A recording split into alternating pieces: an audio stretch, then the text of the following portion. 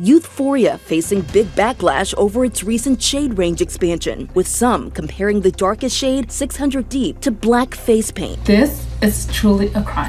Colé has brought diversity and the perfect match to millions around the world. Now it's closing up shop. Colé, Youthforia, and Beautycounter. They all were supposed to be the future of beauty, the disruptors, and the bold visionaries carving out what's next. But now, two shuttered and the last one is barely holding on. So what really happened? In a world obsessed with indie innovation, how did these once celebrated brands completely crumble? To be clear, their struggles were vastly different. Some broke their brand promises, others were beloved but starved for cash, and one even sold only to be gutted by the very people she sold it to. Beneath these individual narratives, there's a constant, a fundamental conflict between indie ideals and the relentless pursuit of scale that ultimately led to their demise. In this video, we're breaking down the rise and fall of independent beauty brands and the hidden cost of growing too quickly. Chapter 1. The Rise of Indie Beauty. The rise of indie beauty brands goes back to the mid-2000s, when consumers started deeply questioning what was inside their skincare. Parabens, sulfates, phthalates, ingredients people couldn't pronounce were quickly flagged as ingredients to avoid. Blogs and early forums blew up with DIY recipes and warnings about hidden chemicals. Fast forward to the early 2010s, social media and e-commerce completely rewrote the rules. Shopify, Instagram, and YouTube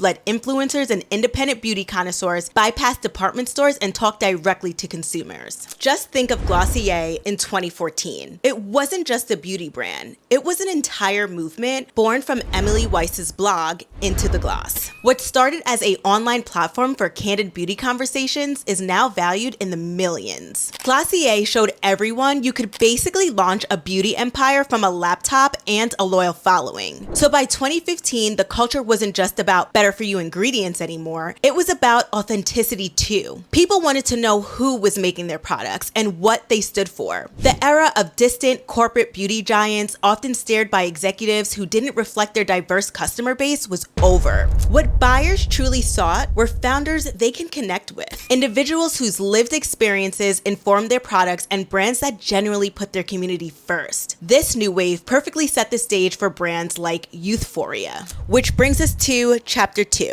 the rise and inevitable fall of Youthforia. When Fiona launched Youthforia, she didn't just promise makeup you can sleep in. She promised to reinvent it for a new generation. Think, bright packaging, playful marketing, everything about Youthforia screamed Gen Z, friendly and fun. And for a while, it worked. The BYO blush in particular became a phenomenon because it tapped directly into TikTok's hunger for mesmerizing transformations and universal appeal. Its unique color-changing formula that created a custom shade once applied to the skin was tailor-made for viral videos. Users were obsessed with this magic trick, posting endless before and afters that felt both personalized and shareable. Then in 2023, Fiona appeared on Shark Tank, landing a $400,000 investment from Mark Cuban, marking his big entry into the beauty world. This deal didn't just bring cash, it secured future funding from industry giants like True Beauty Ventures and Willow Growth Partners, two venture capital firms focused on sustainable growth. More on that later. So with Ulta, Amazon, and Credo Beauty also lined up as major retail partners, Youthforia looked like the absolute blueprint for a modern indie success story. But when you peel back the layers, it became clear that Youthforia was, at its core, a triumph of marketing over substance. Their breakout tagline, "Makeup you can sleep in," sounded revolutionary at the moment, but turned out to be more of a clever slogan than a genuine use case. Let's dig a bit deeper. Youthforia's immediate viral success was primarily driven by a universal one-shade-fits-all product. This set the precedent of inclusivity. But instead of rigorous product development or true shade inclusivity, the brand settled on aesthetics, virality, and pretty much just vibes. So when Youthforia finally launched its first complexion product in 2024 with only 15 shades, people were shocked to say the least. Influencers like Gloria George called the brand out for a blatant exclusion of deeper skin tones. But when the company finally tried to fix things 7 months later, it only made matters catastrophically dramatically worse. They added just 10 more shades, including a true black pigment that looked more like tar than wearable foundation. In Gloria's now infamous viral TikTok, she calls out the shade as black face paint. Her video hit well over 3 million likes and became the rallying cry for a devastated community. Now, let's be clear. Youthforia was not the first beauty brand to stumble with product inclusivity. But their response to this crisis, or rather lack thereof, was a PR lesson in and of itself. The brand took a staggering 4 months to issue any kind of apology. By then, the damage was irreversible. Major retailers like Credo Beauty, 13 Lune, and Revolve had already pulled Youthforia from their shelves. Website traffic completely cratered, engagement fell off a cliff, and without a truly loyal community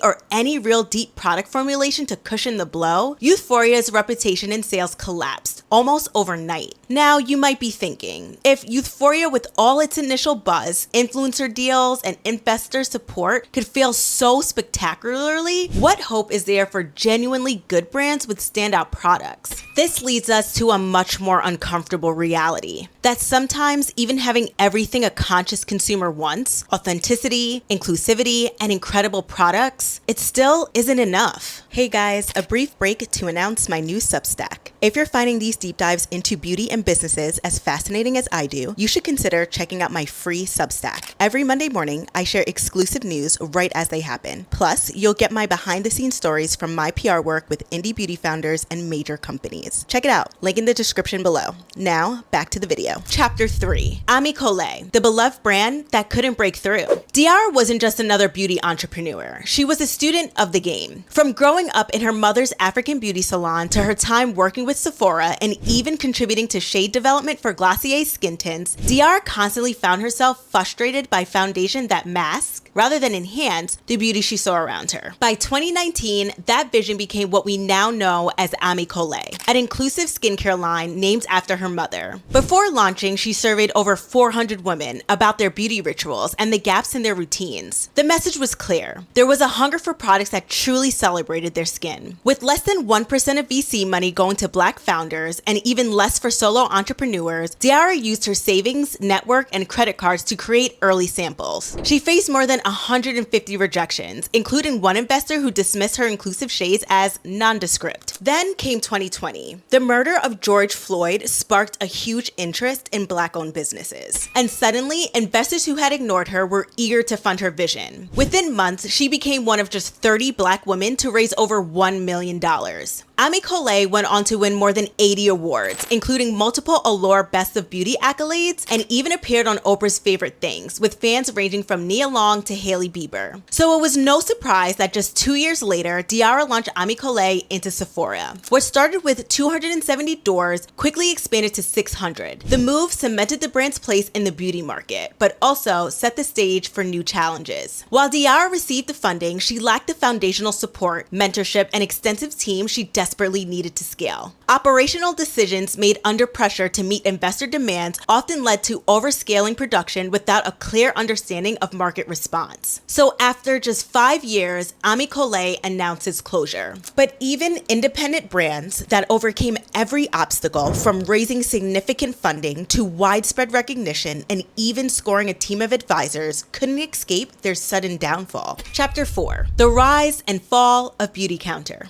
In 2013, entrepreneur Greg launched Beautycounter with a bold promise: to make beauty products without the thousands of harmful ingredients. She called it the Never List. By 2020, Beautycounter was one of the most recognizable names in clean beauty. Its direct-to-consumer model was thriving. Its consultant network, where independent consultants earned commissions by selling products online or recruiting others, was booming, and it had a cult following of customers and influencers. Then in April 2021, Beautycounter was acquired by the private equity giant, the Carlyle Group, in a deal valued at about $1 billion. Greg stepped aside as CEO, staying on as executive chair while new leadership took over day-to-day operations. It was supposed to be Beautycounter's big leap forward, but after the sale, things started to change. Products were cut, the consultant pay structure was revised, sales began to dip. Internally, there were leadership shakeups and growing tension between the original mission and investor expectations. Then in early 2024, Greg returned as CEO to steady the brand. But the damage was done. The parent company, Counter Brands LLC, was in financial trouble. By April 2024, Beautycounter entered foreclosure. For many fans, it felt like the end of an era, a billion-dollar clean beauty darling brought to its knees just 3 years after the sale. But the story didn't end there. Greg bought back Beautycounter's core assets and in June 2025 relaunched the brand as Counter.